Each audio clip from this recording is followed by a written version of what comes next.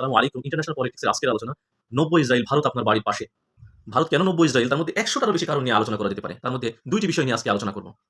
বিষয় ১, আমাদের ৩ দিকে ভারত কাঁটাতারের বেড়া দিয়ে রাখছে। আপনি কি জানেন ইসরায়েল ছাড়া পৃথিবীতে এই কাজ আর কেউ করেনি, পৃথিবীর কোনো সভ্য জাতি?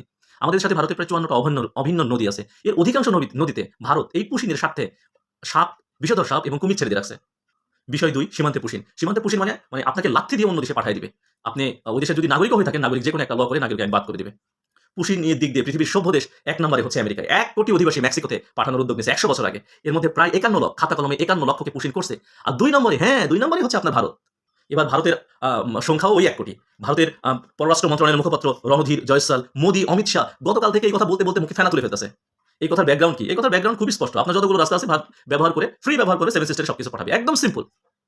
আরে ভাই, ভারতের এক অঙ্গরাজ্য থেকে অন্য অঙ্গরাজ্যে ২৮ টা যে অঙ্গরাজ্য আছে, যেকোনো গাড়ি গেলে, চানাচুর থেকে শুরু করে যেকোনো প্যাকেট গেলে কর, ভ্যাট, ট্যাক্স দিয়ে যেতে হয়। কিন্তু আমার ল্যান্ড ভারত ফ্রি ব্যবহার করবে। মাশাআল্লাহ, সুবহানাল্লাহ, আলহামদুলিল্লাহ।